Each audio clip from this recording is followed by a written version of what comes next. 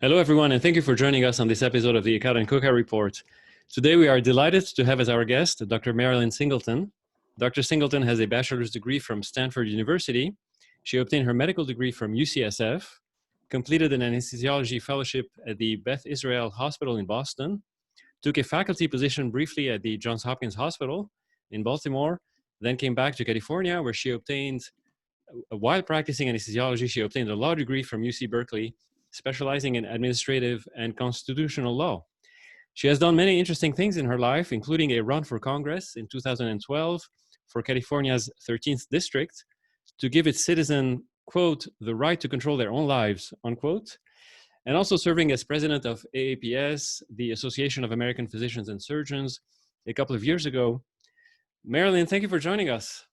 It's so good to be here. It's my pleasure. It's great to have you. We talked about it for a long time. I mean, I think it was at the APS meeting from a year ago, and I'm sorry that it took us so long to get you here, but here we are. Lots to talk about, and but the issue that is sort of thrust upon us, and that we thought it'd be great to talk with you about, is this question of race that is on everybody's mind, or at least the media puts it on our mind. There are riots and protests and statues and being toppled, and maybe medical school building names being renamed and what have you. So we want to talk about what's the right way to think about race and medicine, and the right way to talk about it, perhaps, or get that perspective from you. But first, let's talk a little bit about your background. I mean, your educational pedigree is just absolutely amazing. And but I mean, do you come from a family of physicians? Were your parents in medicine, or how did that start for you? My father was a physician, and my mother's father was a physician. He graduated from Ohio State when it was called Starling Medical College in 1905. And Wow. He was a doctor in the First World War in Kansas, and went to a small town in Ohio, Lima, Ohio. And I have a wonderful news article and a picture about him. He was going to leave Lima and go over to the next town because he thought Lima was a little small. And then the townsfolk came out and they said, please, Dr. Bradfield, don't go, don't go. So he stayed in Lima. And I went back there probably about 10 years ago or so to visit. And I had never been to the town. It was after my mother had died. And it went all over town. They said, Dr. Bradfield's granddaughter is in town. We have to talk to her. Wow, they still remembered. And well, it was amazing. A woman came up to me and said, oh, your grandfather delivered me. And everyone was so jealous because I was one of the last babies and all this. So it was kind of funny. And then there's a center in Lima named after him. It's called the Bradfield Center. And it helps out low-income people. It has computers and various games and whatnot for kids to play after school. And I was talking to Mr. Potts, the fellow who was the head of the center at the time.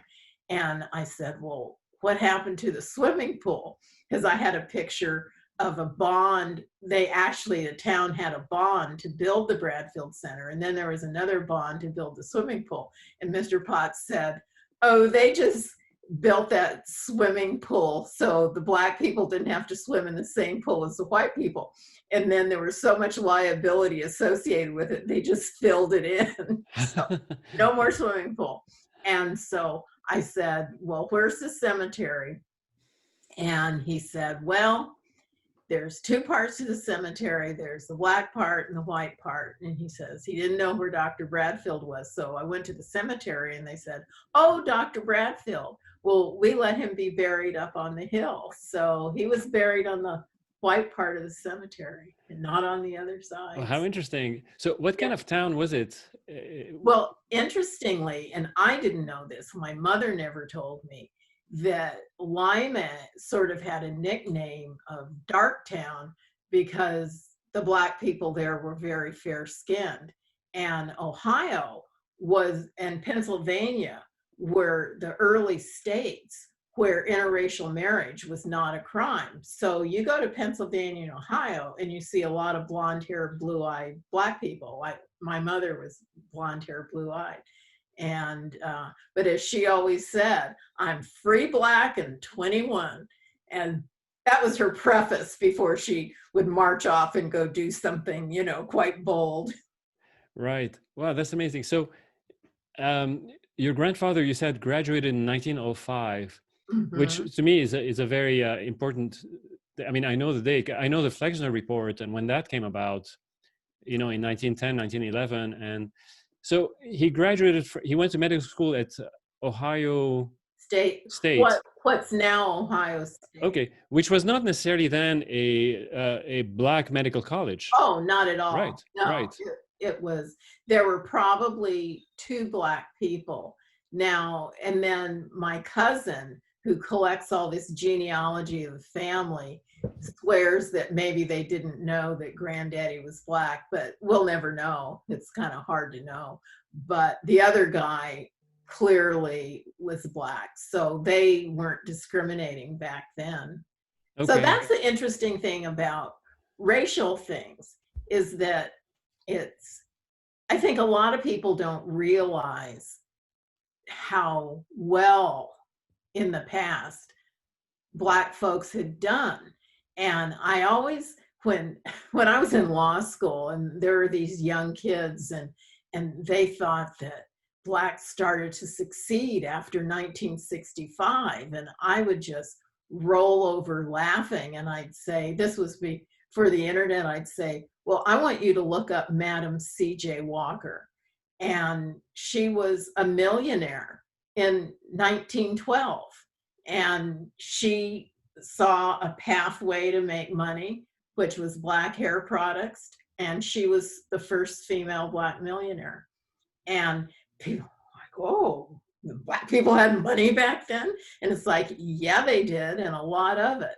And newspaper people, lots of money, property.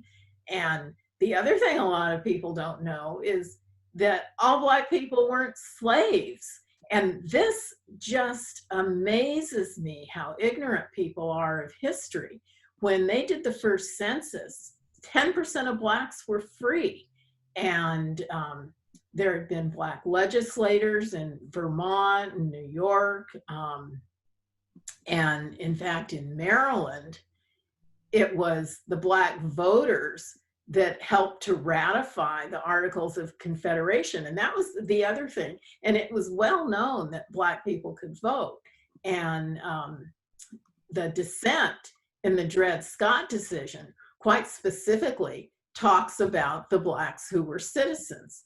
So people, when they get this idea that all Black people were slaves, they're just totally wrong. And one of my biggest pet peeves was when people use that old meme and say, well, the Constitution said Black people were 3/5 of a man. And that's totally not what the 3/5 clause meant. It was for counting votes for Congress people. So when they were gathering up, okay, how do we apportion the Congress, when they were trying to figure out how to make things work for the Constitution, there was a big argument. The South wanted to count every slave as a person.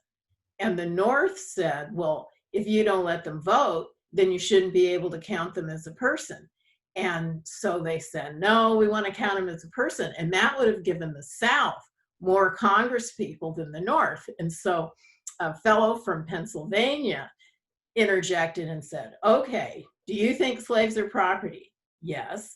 Then they said, if you get to count your slaves as a person to get more votes in Congress, then we get to count our cows as people to equalize out the votes. Well, of course, that sounded pretty stupid. So the compromise was to count a slave as 3/5 of a person. And then it ended up evening out Congress more. So the South did not have a majority in Congress. So it actually helped the abolitionists. But people who have another agenda, they don't like the truth. many times people don't like the truth. And anyway, that's the truth of where 3/5 came from. Right, right. So was your family in so Ohio, or how far back can you trace it? Or Oh, all back to the 1800s, early 1800s.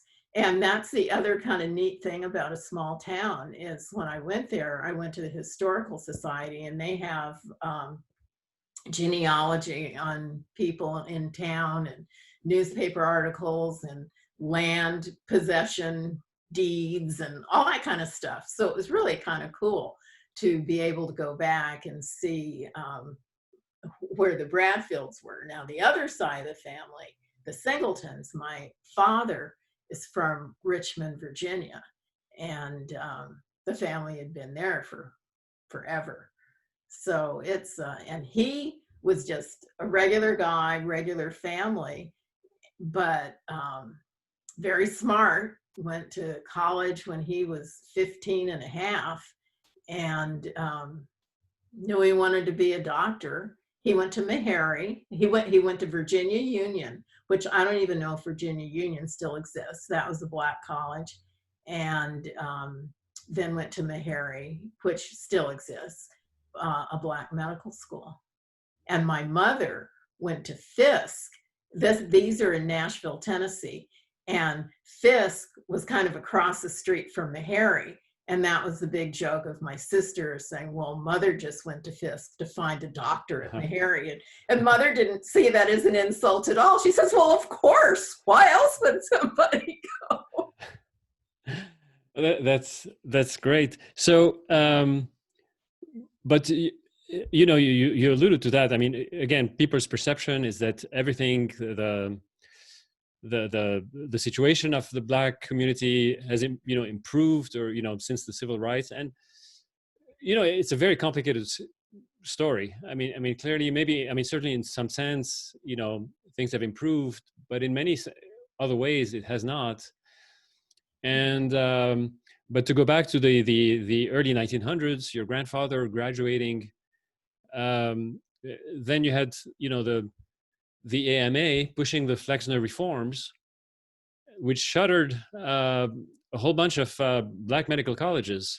Mm-hmm. Probably not Meharry. I don't think. No. I think Meharry and Howard were the only two. Right, and they're still around. There were 8 that closed, and those 8 were generally Christian schools. That's who started the medical schools for blacks, and usually that's who started the colleges early on. And 2 more black medical schools opened more recently, like, you know, 70s or so. Morehouse and Drew, Morehouse in Georgia and Drew out here in Los Angeles. Drew had its ups and downs, but Morehouse apparently has always done pretty well.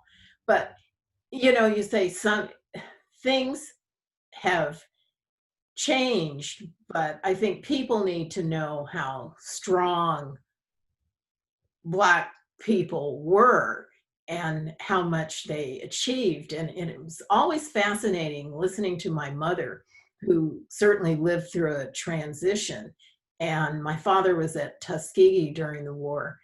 And that was the first time my mother had been in the South. And so things were segregated.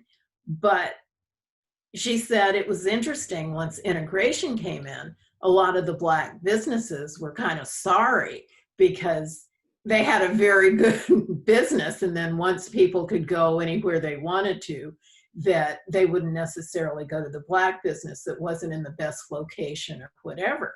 But I think about my mother's college big sister. People are always stunned to hear this, and she only recently died. Her big sister in the 1940s was a dentist, a black female dentist.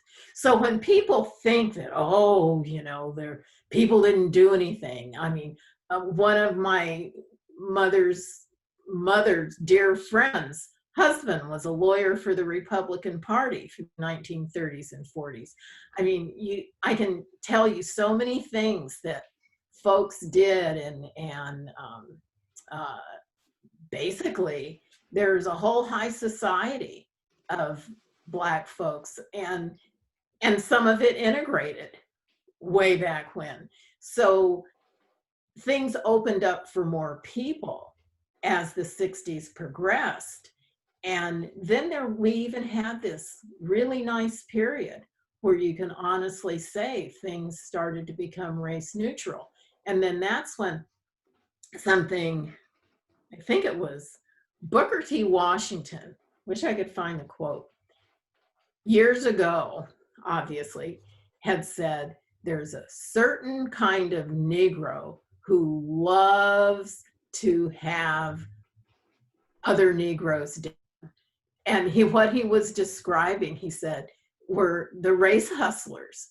And enter the race hustlers of today, when you had Al Sharpton and Jesse Jackson, who almost saw this as a carve out for them to be able to stoke fires of race, rather than like Martin Luther King did, where he tried to smooth things over and have people look at people as individuals, which many people do in their day-to-day lives. And somebody once told me, do you really think white people wake up in the morning thinking, boy, do I hate Black people, or how am I going to hurt a Black person today? Of course they don't. They're just worried about how they're going to live their life. And that's what people were doing. And so it is objectionable to have people kind of stoke the fires. And yes, things aren't great for everyone, but I really object to painting people who aren't Black as hideous creatures, and throwing the word racist around is not productive. Marilyn, tell us about your experience going through, predominantly, I suspect, white schools and your residency program and so forth. Was there, did you find that any kind of discrimination or any obstacle that you had to navigate around, or anything of that sort? Well, it's kind of funny. Growing up, Mother's mantra to us was, you never have to take low to anyone. And it was like, you take it from there with your life. And so we were always told we could do whatever we wanted to do, and nobody was better than us. And if that's inculcated into you from a very early age, and I went to Catholic school, and I went to Catholic school because of when my birthday was. My parents weren't Catholic, but I was only 3, as my birthday was in December, and the public school wouldn't take me. But there was a Catholic school down the street, and they said if she's toilet trained, she can start school. So that's how we became Catholic. And I lived in a segregated neighborhood. Most of the kids were Mexicans or Black, and my school allowed kids to commute from Tijuana to come to school. So I learned Spanglish on the playground yard, and they had to speak English in class, but they spoke Spanish while we were playing. And so then I went to public school, which was an inner city public school, but I had never seen fights or gangs or anything like that being in Catholic school. And so that was a real eye-opener. But they had advanced classes, remedial classes, wood shop, and all that stuff. So kids were kind of divided up. So there were probably a handful of Black kids in my classes. And but it wasn't always on people's minds. Now, it came up with school dances, whether people could have interracial dating at school dances, because the schools didn't want fights or anything like that, because they did have gangs. They did have halls in my high school, which kind of cracks me up when I think about it now. They had WAP Hall, Skin Hall, Splib Hall. Splib is a nice slang term for Black, and Junior Hall and Senior Hall. And even those halls weren't segregated. It was just kind of like, hey, most of the Italian kids had their locker there. So there's stuff like that, but it wasn't ugly or negative. And which is kind of interesting. You think, oh, you have these racial names for these hallways for lockers, but you know, it's just an interesting time. And so people weren't always talking about it. Then when I went to Stanford, they did not have but a handful of Black people there. And it was the first year that there was more than one. And, but I think everybody got along okay, and people didn't feel put upon. I was never discriminated against in college. And I would say the only kind of nasty thing that was ever said to me in medical school was when I was on my OBGYN rotation as a medical student. And that's where they taught us how to do IVs, since the women had big veins from pregnancy. And it was my turn to start the IV. And the resident had skipped me over. And I said, well, I believe it's my turn. And he said, well, who do you think you are? Angela Singleton. And that's when Angela Davis, the radical, was in the news. And I don't know how he meant it, if, you know, he meant it to be cruel, but karma is out there. I won't say his name, but fast forward about 30 years later, I'm reading in the medical board list they have at the end of their newsletter that they send out quarterly, and it has the doctors whose licenses had been suspended. And I saw his name with the suspended license. I thought, that'll teach you.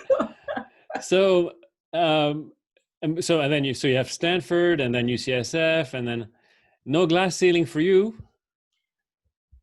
I didn't feel the way, and I'll be honest with you, this whole idea of living well is the best revenge type thing. And and my father always told me, said, you might have to work harder than the next guy, but just keep going. And when I started my surgery residency, there had only been one woman. The first woman at UC was the 1 year ahead of me. And Karen was a real dynamo. And Dr. Blaisdell, who was the chief at San Francisco General at the time, said, well, you know, we don't like to take women, even though they had a woman surgeon, Muriel Steele. She was a trauma surgeon, was on the staff, but they were kind of like, well, we don't know about women. And so it was like, he said, but you have all A's, so what am I going to do? And he laughed, and, you know, and he knew me. And so there I was accepted to the residency, and did well, got to operate all the time. And I just say it's a lesson in, if you do your job well, you get rewarded. Now, I can't say that everybody has had that experience. And I think in my anesthesia residency that I had a very proper chief of anesthesia, and he was always called by his name, first or his last name. And we always called our other attendings by their first name, but he was always Dr. Headley White. And I talked back to him during a resident meeting we had, not nastily. He said something about, I said there weren't enough books in the library of this book that we all had to read. And I said, well, there's only 7 books, but there's 17 of us. So how are we all going to read this book by next Tuesday? And then he told me, well, Dr. Singleton, I imagine with 2 incomes in your family, you could afford to buy the book. And I said, that's irrelevant. You should have enough books for everybody. So it was like that. When E.F. Hutton speaks, people listen and the room is silent and they're saying, oh, Marilyn, that's the end of your residency. Well, lo and behold, he and I became tight friends that he really appreciated someone who could speak up for themselves. So that was a lesson. And I would tell medical students and then later law students, I'd say, you can't be afraid to speak up for yourself. You do it politely. You know, you're not swearing and cursing and all this stuff. Like some people kind of take that advice the wrong way, and you don't yell at people and belittle them. You just state your case. And most of the time it will work out for you. And in the end, you will always feel better about yourself. And even if you don't win, quote unquote, you walk away with your dignity. So what accounts for, in your mind, for this today, this widespread perception of endemic injustice and prejudice? And now your typical medical school or even your typical Catholic school or whatnot, I mean, they're all ready to, you know, make public mea culpas and take knees and so forth. For what's, and this is not just from this year, you know, it's been going on for several years, many years. It's interesting because I am sure there are incidents, don't get me wrong, and I'm sure there's incidents where, you know, if I wanted to go back and think about every bad thing that ever happened to me in my life, that people should be sorry for. However, I would say a little more zen about it, that you can't always dwell in the past. One, it makes you a very unhappy person, and you can't move forward, and you don't open up to people if you're constantly picking at scabs. And I'm sure that there are incidents where bad things have been done to people, but that's where you dust yourself off. And, you know, it's like, as we say in the business, kung fu, and move on.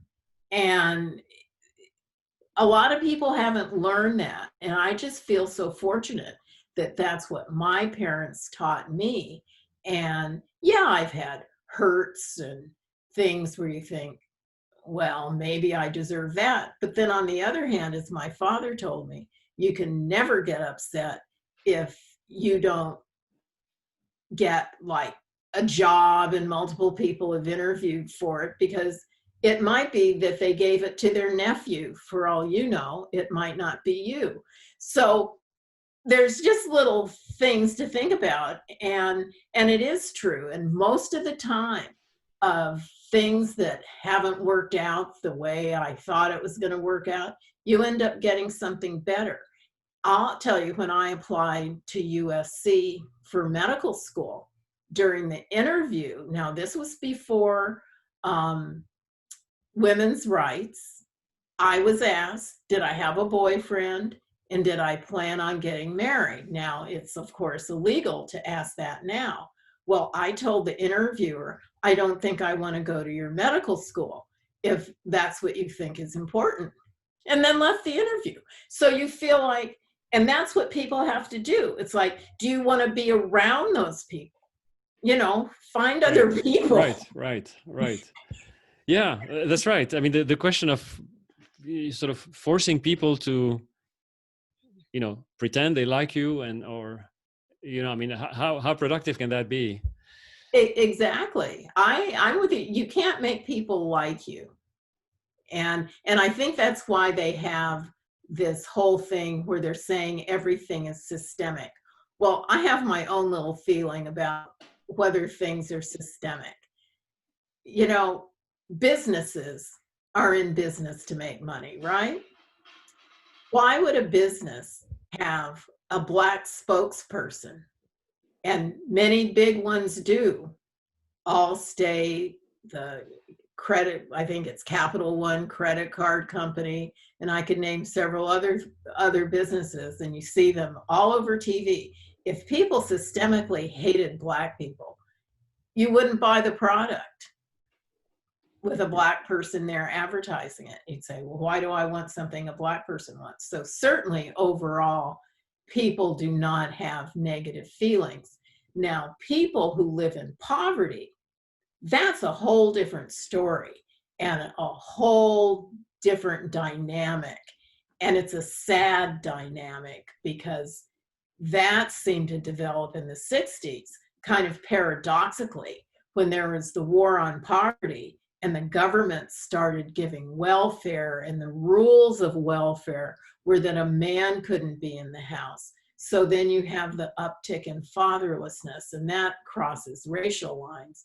And then having people dependent on the government rather than themselves, that was not good, and not good for Black people. And interestingly, you see a huge difference between American Blacks and Blacks who've migrated here from someplace else. And when people are ticking off these numbers of who's in these Ivy League schools, and I'll say, oh, well, you know, we have 3 Black people. Well, guess who they are? They're Africans or Jamaicans. They're not American Blacks. And so there's a real problem. And, you know, certainly a Jamaican or African skin is just as dark as an American Black skin. So what's the difference? You know, what happened in society? What is it that's not being taught in the home to give folks that oomph that those of us from the 50s who, like I say, even though I grew up in a segregated neighborhood, you still had the oomph to say, hey, I'm as good as you are. I never felt inferior. And to have, I feel sorry for people who feel inferior. And I think it's attributed to Eleanor Roosevelt that said, no one can make you feel inferior without your consent. And that's something people have to take to heart and say, don't let them do it to you. Stand up for yourself. So, Marilyn, you've had occasion to speak publicly on different issues. I mean, you ran for Congress and so forth. Do you get flack for holding the position that you hold, what you just described? Oh, absolutely.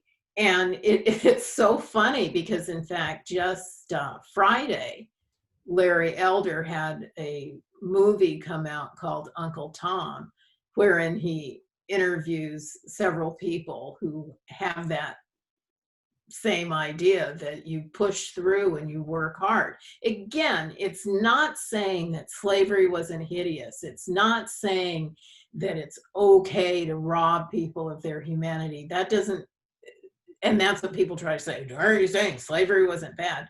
Of course it was, but turn it around and look at it the other way. How strong must Black people have been to be able to escape from slavery? Some of the ideas they came up with to escape, and then became famous, and Frederick Douglass going to the White House, and Booker T. Washington starting a college. And I'll tell you a story about Uncle Earl. Now, Uncle Earl is not a blood relative. Now, Uncle Earl would be, 130 were he alive. Uncle Earl was a porter with the railroads. And he saw that the railroads were, and he tells the story so much better than I ever could, that the railroads after the meals threw out all the stuff. And he said, well, I asked my boss, could I have all that leftover slop from the meals? And he says, the boss looked like, you crazy N-word, do you really want that? When he says, I'll take it. I says, you can have it. So what Uncle Earl did was sell the old garbage to the farmers along the course of the railroad as pig slop. And he said, then I made so much money doing that. He said, what do you do when you make a lot of money? you start a bank. So he started a bank out here in Los Angeles, and it became actually quite large and had several branches. And then in the 70s, sold it to Lincoln Savings. So this is Black ingenuity. Sure. And, you know, these are the stories that people need to hear. And instead of the bad stories, to give them some hope. We all know the bad stories, but what people need is hope to know that you can do that yourself. And yeah, maybe you do have to work harder, but then it makes you more proud. There's so much emphasis on, the collective. I mean, it's just painting whole segments of people with the same paintbrush, the same brushstroke. It's very damaging. I mean, what you describe is really the inventiveness, the ingenuity of a person, an individual, right? A real man, a real woman, that woman who had her business, and if we keep,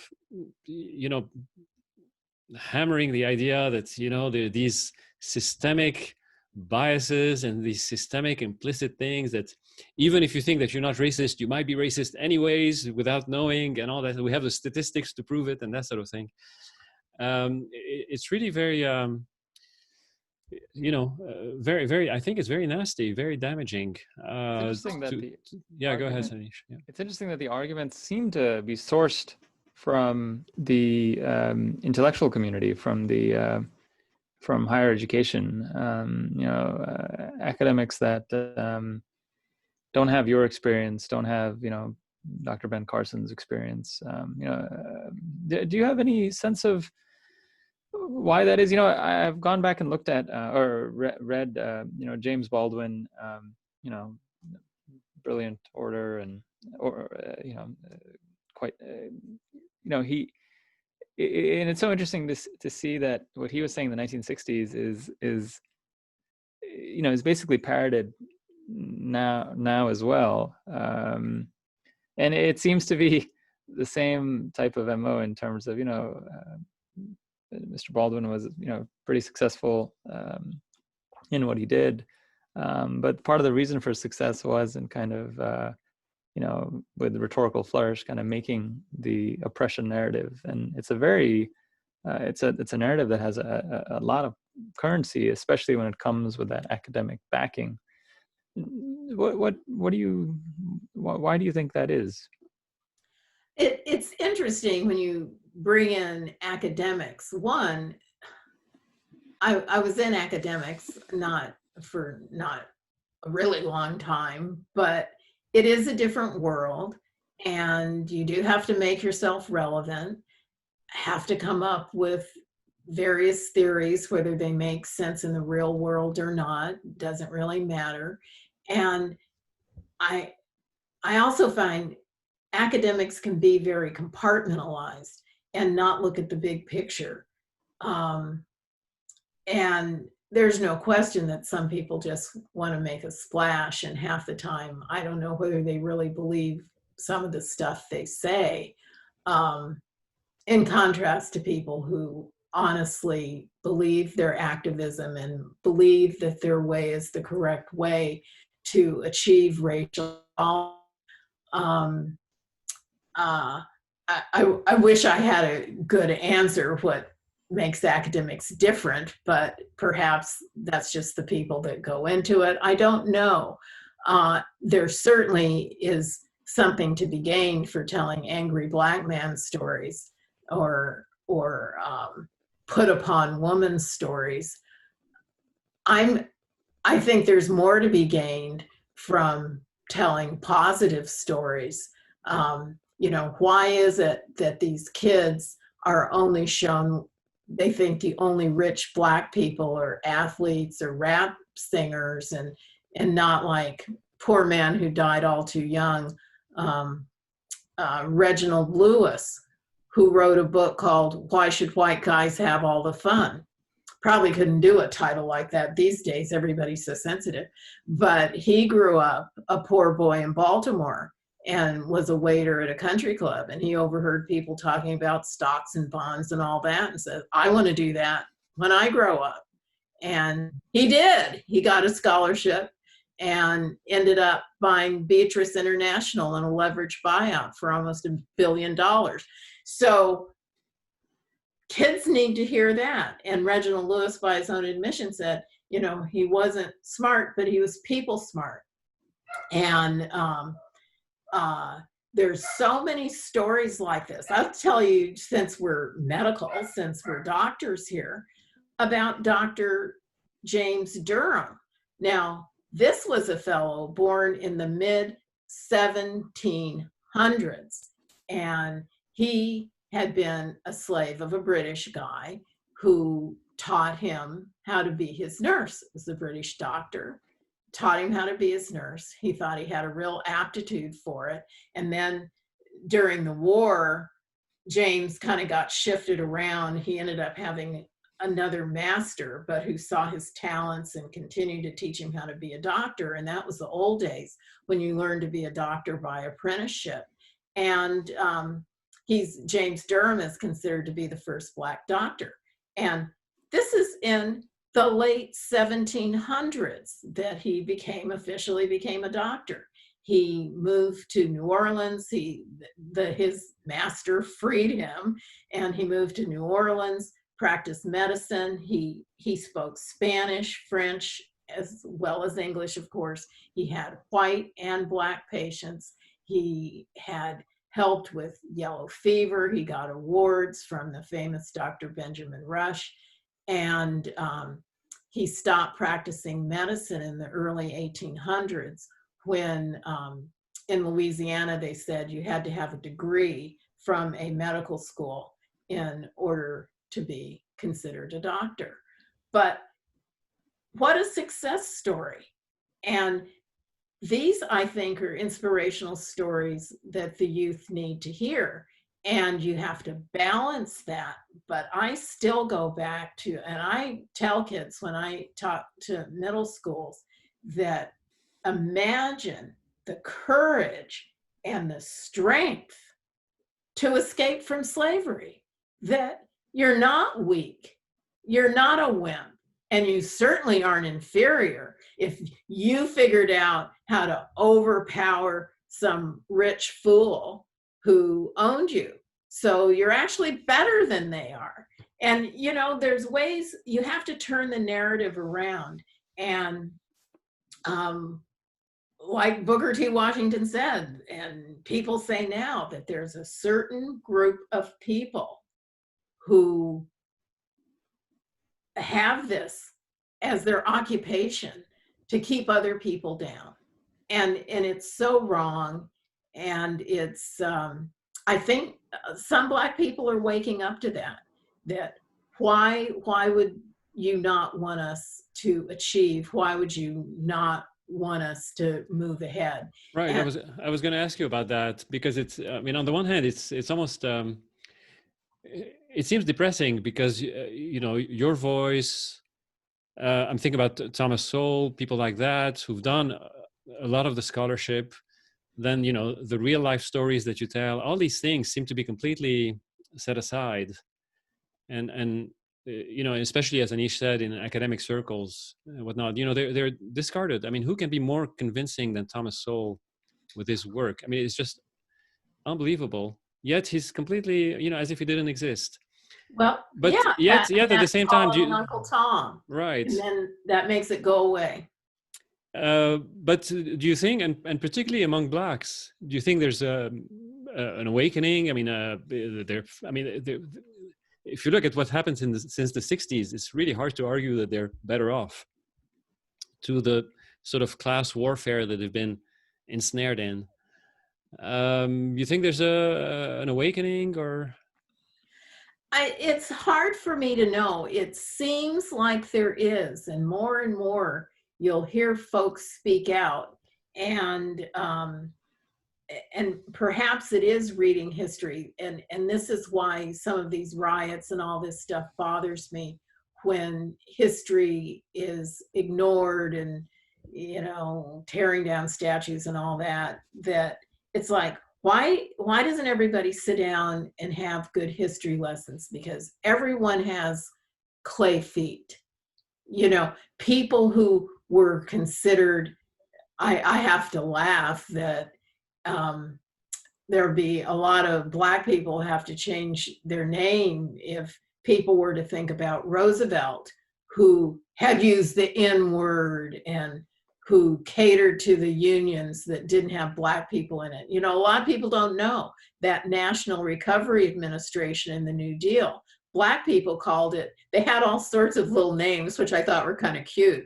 Negro Removal Act, Negroes Ruined Again, Negroes Robbed Again, because they were cut out of the unions. But Roosevelt, who everybody thinks was God's gift to the world, he set that up. And, you know, and there weren't Black people in the unions back then, so the Black people were out of a job. So there's images that are built around people that aren't necessarily true. And I'm not saying Roosevelt was the evilest man in the world. What he did to the Japanese was pretty bad. And that's another thing that gets sort of whitewashed. And because they want him to be great, and yet there's somebody else that they want to be awful, therefore ignore the great things that he did. This whole Ulysses S. Grant thing, because his wife had a slave, well, it was a wedding gift, and then he freed the slave. So it's like, so his statue deserves to be torn down, even though he risked his life to win the Civil War. I mean, you know, so people are getting riled up without knowing facts. But as Eric Hoffer said, that emotion works better than facts. And that's what people are stoked with, is emotion. And you try to tell the facts. You wonder, you know, how can you not believe Thomas Sowell? I mean, he puts out fact after fact after fact, but it doesn't matter, because the picture of the downtrodden person is a much better political tool than saying, hey, let's work together to improve things for everybody, lift up the socioeconomic status, and darn it, a welfare check will guarantee that you always have a low income, because it's always going to be whatever the government wants to give you. And it's like, no. And even Eldridge Cleaver, Minister of Information for the Black Panthers, he came around to the idea that you don't want a government program because you're always at their behest, their will, that you want a private program that you develop yourself, create your own jobs, and that's how you will elevate yourself in society. Right. I mean, it's disheartening to see, you know, among doctors, so many buying into this this sort of narrative. You know, Marilyn, before we close, maybe one bringing it back to the medical field.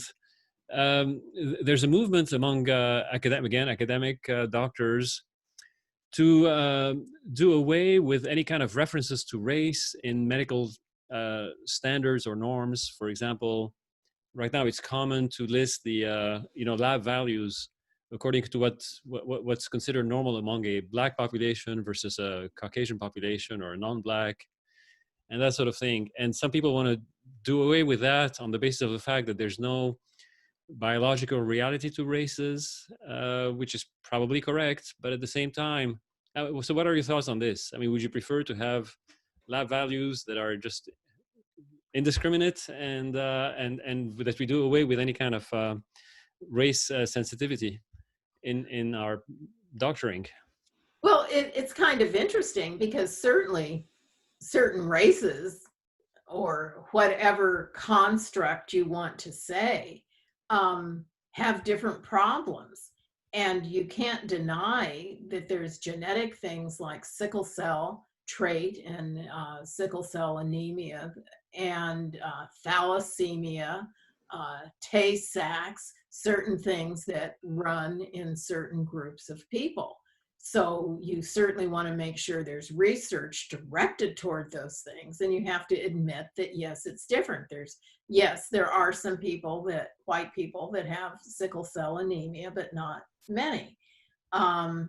So, and as far as the lab tests, I never did quite figure out why they had the kidney tests that they decided were different, but they also have decided that the EKG is different and that the T wave differences are because of different muscle and all that.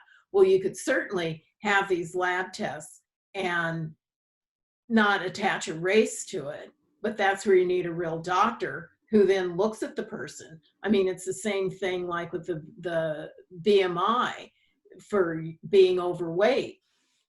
A football player could have a high BMI, but he's not fat.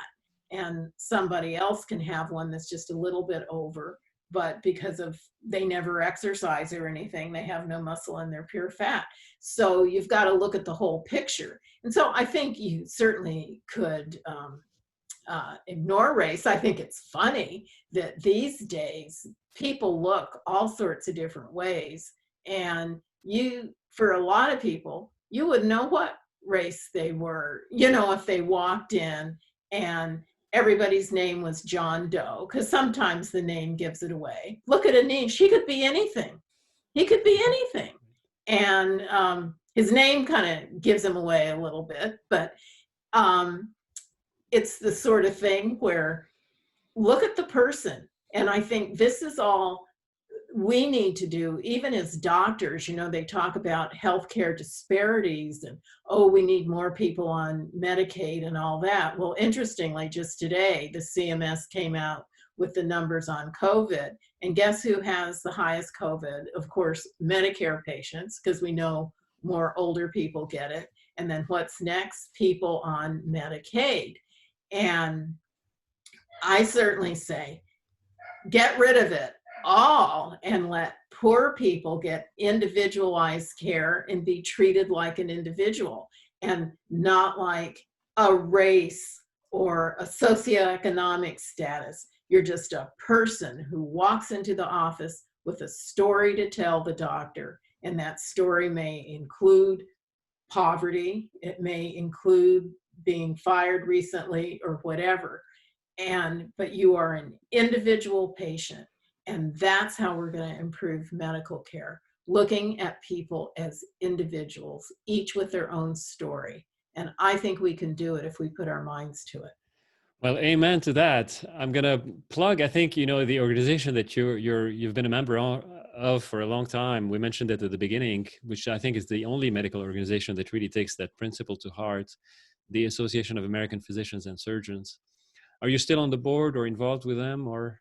Yes, I'm still on the board. Okay, great. I think so. It's a terrific organization. We've had several of its leaders come on the show and share their wisdom. Marilyn, that was fascinating. That's really, it's I can't believe how little of what you said is known or understood or that people are aware of. I mean, it's really it's a total blackout of Black history. Blackout of Black history. Indeed. Anish, any final? Yeah, I think it's no doubt that it's done purposefully because it counters the prevailing narrative, and I think the prevailing narrative has a lot of political use, right? It's not an accident that protests that may have started out with good intentions and good motives for Mr. Floyd, very quickly seemed to turn into political protests. And I think, the folks that unfortunately are helped the most by sowing this type of division, by taking, the beautiful narratives of Dr. Singleton and others and kind of putting them underneath the covers, the people that most benefit from those narratives aren't the people that they say they want to help.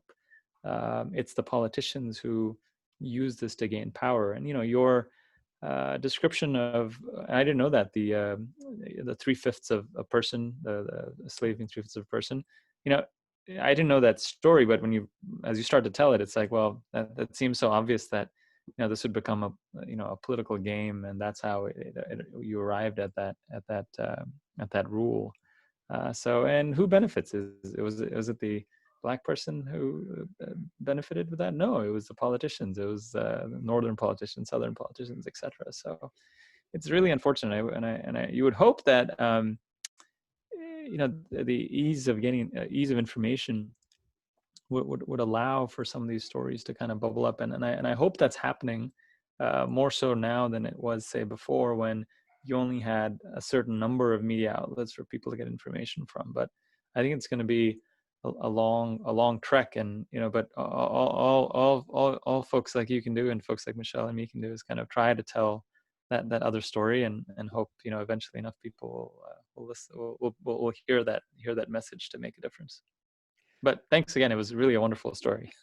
Marilyn, we'll have your Twitter handle. I know you're on Twitter. We'll have it on the show notes, but can you tell us what it is for people who are listening? At M Singleton MDJD. Terrific. Marilyn, thank you so much. Thanks again. Thank you.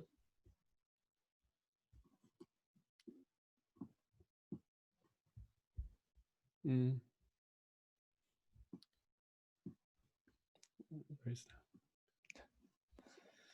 Oh.